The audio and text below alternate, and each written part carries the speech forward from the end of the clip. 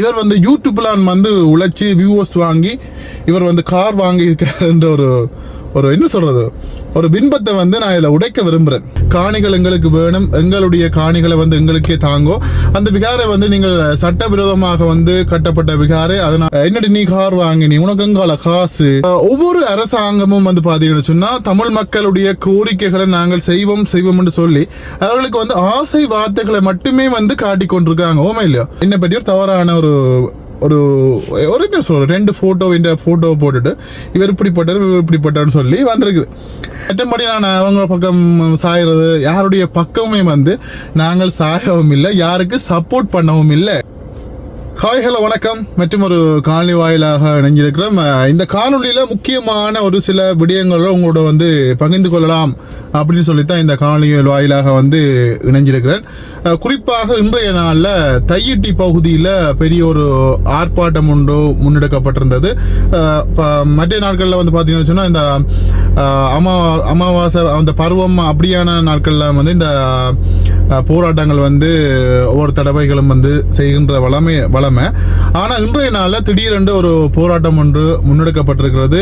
என்னால் வந்து போக முடியல. அங்கே என்னத்துக்காகன்னு சொல்லி பார்த்தீங்கன்னு சொன்னால், ஏற்கனவே வந்து இந்த தையிட்டி விகாரை சம்பந்தமாக மக்கள் வந்து தொடர்ச்சியாக வந்து போராட்டங்களில் வந்து ஈடுபட்டு கொண்டிருக்காங்க. இது பெரிய ஒரு பேசு பொருளாக வந்து அண்மை காலங்களாக வந்து இருக்கின்றது. எல்லாருக்குமே தெரியும். அதிகமாக நாங்கள் கூட போன முறை நடந்த அந்த போராட்டங்களை கூட வீடியோ பதிவுகள் வந்து போட்டிருந்தோம். அப்படி கேட்கல, மக்கள் தங்களுடைய காணிகள் எங்களுக்கு வேணும், எங்களுடைய காணிகளை வந்து எங்களுக்கே தாங்கோ. அந்த விகாரை வந்து நீங்கள் சட்டவிரோதமாக வந்து கட்டப்பட்ட விகாரை, அதனால நீங்கள் அந்த விகாரை வந்து இடிக்கணும் என்று சொல்லி அந்த காணியினுடைய உரிமையாளர்கள் வந்து அரசிடம் வந்து கோரிக்கைகளை வந்து முன் வச்சு கொண்டே இருக்கிறாங்க. ஆனால் அப்படி இருந்தாலும் வந்து பார்த்தீங்கன்னு சொன்னால், இப்போ ஏற்கனவே மக்கள் இருக்கின்ற காணியை வந்து இடிக்கணும் என்று சொல்லி மக்கள் கோஷமிட்டு கொண்டிருக்கிறாங்க, தங்களுடைய கருத்துக்களை வந்து சொல்லி கொண்டிருக்காங்க. ஆனால் அப்படி இருக்கிற நேரத்தில் இன்றைய நாளில் அந்த விகாரை இருக்கின்ற அண்மித்த பகுதிகளில் வந்து ஒரு புதிதாக வந்து கட்டடங்கள் வந்து கட்டப்பட்டிருக்கிறது.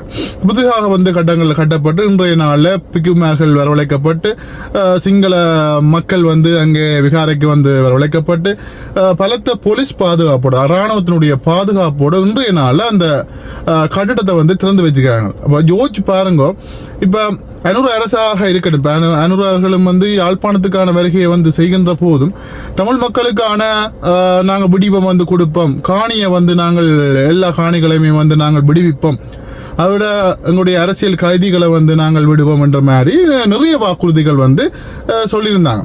ஆனால் இதில் எவ்வாறான விஷயங்கள், அதாவது இவ்வளவு விஷயங்கள் வந்து இதில் நடந்திருக்குது. இப்போ குறிப்பிட்ட விஷயம், ஒரு சில விடயங்கள்லாம் வந்து இவ்வளவு காலம் இன்னும் வந்து நடந்திருக்குது.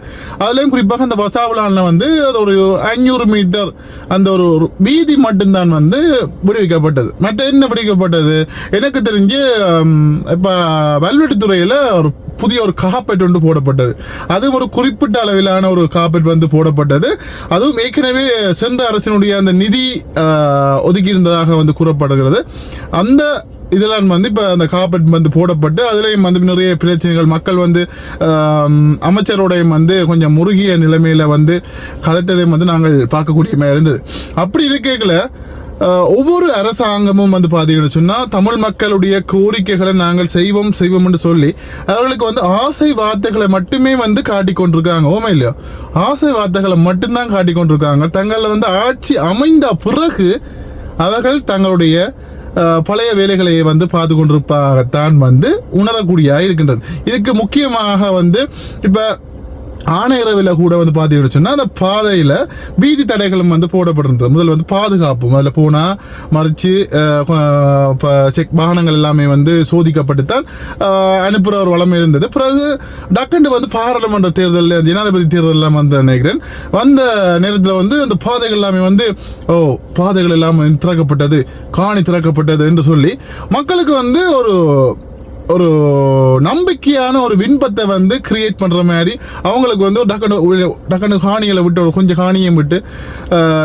விடுவிச்சு ஒரு கொஞ்சம் பாதையும் விட்ட உடனே மக்களுக்கு எல்லாமே வந்து ஓகே, எங்களுக்கு ஒரு புதிய ஒரு அரசாங்கம் வந்திருக்கிறாங்க, எங்களுக்கு தமிழ் மக்களுக்கான ஒரு விடிவியல் வந்து கிடைக்கும், காணிகளை விடுவாங்க, அரசியல் கைதிகளை விடுவாங்க அப்படி என்று சொல்லி எங்களுக்கான ஒரு அபிவிருத்தியை வந்து செய்வாங்கன்னு சொல்லி மக்கள் எல்லாமே வந்து அளவு கடந்த நம்பிக்கையில வந்து இருக்கின்ற நேரத்தில் இப்போ வந்து பார்த்தீங்கன்னு சொன்னால் ஜனாதிபதி தேர்தலில் வந்து எங்களுடைய மக்களுடைய அதிக வாக்குகள் வந்து அவங்களுக்கு தான் வந்து போச்சுது.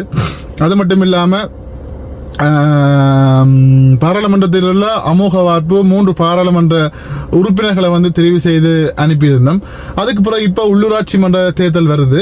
அதுலேயும் குறிப்பாக எங்களுடைய தமிழ் கட்சிகளுடைய அதிக அளவிலான இந்த அதாவது என்ன சொல்ல படிவங்கள் வந்து ரத்து செய்யப்பட்டிருந்தது. அப்போ யோசிச்சு பாருங்க. அப்போ இதில் வந்து என்பிபியினுடைய 17 போட்டியாளர்களுக்குமான அந்த வாக்குகள் வந்து அந்த சீட்டுகள் வந்து எதுவுமே வந்து ரத்து செய்யப்படலை. இந்த பிழையுமே இல்லை. அப்போ அவங்க உறுதியாக சொல்கிறாங்க, நாங்கள் வந்து கண்டிப்பாக வந்து 17 தொகுதிகளிலையும் வந்து நாங்கள் ஆட்சி அமைப்போம் என்று சொல்லி நம்பிக்கையான ஒரு வார்த்தைகளை வந்து சொல்கிறாங்க. ஆனால் நடக்கின்ற விடயங்கள் எல்லாமே வந்து இப்போ அண்மை காலங்களாகவும் சரி, இப்போ இதுக்கு முதல் இப்போ அரசாங்கம் வந்து ஆட்சி அமைத்து எனக்கு தெரிஞ்ச 6 மாதமாக நினைக்கிறேன். இந்த 6 மாதத்தில் தமிழ் மக்களுக்கான அந்த ஒரு பட்டியல் இருக்கு தானே, இன்னென்ன செய்வோம்னு சொல்லி அந்த பட்டியலில் வந்து என்ன செஞ்சாங்க என்றதான் வந்து இப்போ தமிழ் மக்கள் வந்து கொஞ்சம் யோசிக்க வேண்டிய ஒரு விடயமாக இருக்கின்றது. எல்லாமே வந்து அவதானிச்சு செயற்படுங்க. உங்களுடைய வாக்குகளை, பொன்னான வாக்குகளை அவதானிச்சு போடுங்க. அது யாராக இருந்தாலும் சரி, உங்களுக்கு வந்து யார் எங்களுக்கு நன்மை செய்வாங்க என்று சொல்லி நம்புறீங்களோ அவங்களுக்கே போடுங்க. ஏன்னு சொல்லி சொன்னா யார் வந்தாலுமே உங்களுக்கு வந்து விளைவு கிடைக்க போறது இல்லைன்றதான் ஒரு ஐயப்பாடு வந்து இப்போ மக்கள் மத்தியில் அதிகமாக வந்து எழ ஆரம்பிக்கின்றது. அடுத்தது வந்து பார்த்தீங்கன்னு சொன்னால் அந்த அண்மை காலமாக வந்து யூடியூபர்ஸ் வந்து அதிகமாக பாதிக்கப்படுறதையும் வந்து பார்க்கக்கூடியமா இருக்கின்றது. அதை தாண்டி இன்னொரு கருத்து ஒன்று நான் இப்போ சமூக வலைத்தளங்களில் வந்து பார்த்தேன். இந்த யூடியூப் செய்கிறவங்க இன்னெண்டு கார் வாங்குறாங்க. இதுக்கு முன்னைய காணொலிகளும் வந்து ஒன்று சில காணொலிகளை வந்து போட்டேன். அது இன்னும் உங்களோட பேங்கில் வந்து இவ்வளோ கோடி காசு இருக்கோ, உங்களோட பேங்கை காட்டையிலுமோ என்னென்று நீங்கள் கார் வாங்கினீங்கள், என்னென்று நீங்கள் யூடியூப்பில் உழைச்சி கார் வாங்கினீங்கள், இப்படியான ஒரு கருத்துக்களும் வந்து போய்கொண்டே இருக்குது. இப்போ மற்றவங்க எப்படி வாங்கினாங்க அது எங்களுக்கு தெரியாது. கார் வாங்கினாங்க, யூடியூப் செய்கிறார்கள் கார் வாங்கினாங்க, எப்படி வாங்கினாங்கன்னு எங்களுக்கு தெரியாது. ஆனால் நான் வாங்கினது யூடியூப்க்கு நான் வர முதலே வந்து நான் கார் வாங்கிட்டேன். யூடியூப்பில் இப்போ வந்து நான் வந்து இப்போ 2.5 வருடம் ஆகுது. 2 வருஷம் மட்டும் வைங்க. ஆனால் நான் கார் வாங்கி 3.5 வருடங்களை தாண்டி விட்டது. அதனால் இவர் வந்து யூடியூப்லாம் வந்து உழைச்சி வியூவர்ஸ் வாங்கி இவர் வந்து கார் வாங்கியிருக்காருன்ற ஒரு என்ன சொல்கிறது, ஒரு பின்பத்தை வந்து நான் இதில் உடைக்க விரும்புகிறேன். சரியா? என்னை பற்றி தெரிந்தவளுக்கு தெரியும். நாங்கள் சிறுவயதிலிருந்து இவ்வளவு கஷ்டப்பட்டு உழைத்து கிட்டத்தட்ட நான் எனக்கு தெரிஞ்ச 2013 இருந்து கிட்டத்தட்ட 13 வருடங்கள்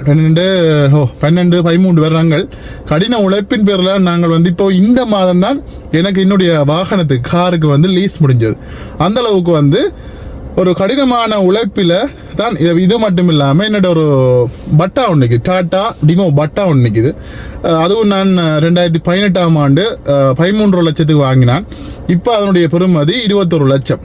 அப்போ அது எல்லாமே வந்து ஒவ்வொன்றும் நாங்கள் கடின உழைப்பில் லீஸ் போட்டு அதை வந்து ஒவ்வொன்றும் கிளியர் பண்ணி ஒவ்வொரு விஷயங்களும் தான் நாங்கள் வந்து செய்கிறோம். யூடியூப்பில் வந்து உழைச்சிருக்கேன் தான். அதுவும் யூடியூப்லேயும் வந்து நான் அசானின்ற வீடியோ போட்ட பிறகு தான் மோனிட்டேஷன் ஒன்றாகி அதுக்கு பிறகும் ஒரு 6 மாதத்துக்கு பிறகு தான் நான் ரெவென்யூ பண்ணுற அந்த யூடியூப்லேருந்து முதல் சம்பளமாக 30,000 இதை எடுத்து நான் நினைக்கிறேன். அப்படி இருக்கேக்கில் எவ்வளோ தூரம் நாங்கள் வந்து கஷ்டப்பட்டு தான் ஒவ்வொரு வேலைகளும் வந்து செய்கின்றோம். ஆனால் இப்போ மற்றவங்க வந்து இல்லை கொள்ளையடிச்சு ஹெல்பிங் வீடியோ செய்து கொள்ளையடிச்சு தான் கார் வாங்கினாங்கன்னு சொல்லி சொன்னால் நீங்கள் அதை அவங்ககிட்ட தான் வந்து கதைக்கணும், அவங்ககிட்ட வந்து நிரூபிக்கணும். ஆனால் எல்லார்டையும் வந்து நீங்கள் கமெண்ட் பண்ணுறது வந்து என்னடி நீ அப்படி வீடியோ போடுவ, இப்படி வீடியோ போடுவ, என்னடி நீ கார் வாங்கினி, உனக்கு எங்கால காசு, இப்படியான ஒரு சில கதைகளை வந்து எல்லாரோடையும் நீங்கள் கதைக்கக்கூடாது. பொதுவாக யூடியூபர்ஸ் என்று சொல்லி சொன்னால் அவைக்கு எல்லாமே அப்படித்தான் சொல்லி நீங்கள் அந்த நினைக்கிற ஒரு மனப்பக்குவத்தை வந்து நிப்பாட்டணும். எங்களை பற்றி தொடர்ச்சியாக வீடியோ பார்க்குறவங்களுக்கு ஒவ்வொருக்குமே வந்து தெரியும். நான் என்னுடைய யூடியூப்பில் முதலாவது வீடியோ என்னுடைய காருக்கு இருந்ததா. நான் முதலாவது வீடியோ நான் போட்டேன். நான் அப்படி மது விலாக்ஸ், நான் இப்படி யூடியூப் சேனல் ஆரம்பிக்கிறேன், மக்களாகி உங்களுக்கு வந்து ஒரு உங்களோட சப்போர்ட்டை வழங்கணும்னு சொல்லி அந்த வியூஸ் அது இந்த வீடியோ அந்த வீடியோ வந்து நான் இப்போ யூடியூப்பில் ப்ரைவேட் பண்ணி தான் வச்சுக்கிறேன். ஏன்னா அந்த வீடியோ வந்து நான் என்ன சொல்கிறது, அப்போ வந்து ஒரு அறியாமல் ஒரு விஷயத்தை வந்து நான் சொன்னேன். அதையும் நான் இதில் வந்து பெம்பலாகவே வந்து சொல்கிறேன். அப்போ திடீரென்று யூடியூப் சேனல் வந்து ஆரம்பித்தாச்சு. என்னுடைய தம்பி ஒரு ஆரம்பித்து தந்துட்டான் என்னன்னு சொல்லி. அப்போ டக்குன்னு அப்படியே செய்யலாம்னு சொல்லி இங்கே வா ஈஸியாக செய்யலாம் வாங்கன்னு சொல்லி இந்த ஃபோனை டக்குன்னு வாங்கி இப்போ நோவல் ஃபோன் ஒன்று வச்சுருந்தேன். டக்குன்னு வாங்கி இமெயில் ஒன்று க்ரியேட் பண்ணிவிட்டு டக்குன்னு இந்த ஒரு 15-20 நிமிஷத்துக்குள்ளே நான் யூடியூப் சேனல் வந்து ஆரம்பிச்சாச்சு. புத்தளத்தில் வச்சு அந்த புத்தளம் ஒரு சாப்பாடு கடை இருக்குது, நைட் கடை எல்லாருக்குமே தெரியும். அந்த கடையில் வச்சு யூடியூப் சேனல் ஆரம்பிச்சாச்சு. அப்படித்தான் வந்து நான் காருக்கு இருந்து அவன் பக்கத்துல இருந்து ஃபோனை பிடிச்சி கொண்டு கதை முதலாவது ஒரு வீடியோ ஒன்று போடுவோம்னு சொல்லி இப்போ 52 வியூஸோட நான் ப்ரொவைட் பண்ணி தான் வச்சுக்கிறேன். அப்போ நான் அதில் வந்து சொன்னது, மக்களே நான் இப்படி யூடியூப் சேனல் ஆரம்பிக்கிறேன், என்னட்ட வந்து மற்றவங்களை வந்து பைக்கில் எல்லாம் போவாங்க, என்னட்ட பைக் இல்லை. அப்போ நான் பைக் வாங்கினா நான் அது பிறகு தம்பிகிட்ட கொடுத்துட்டேன்.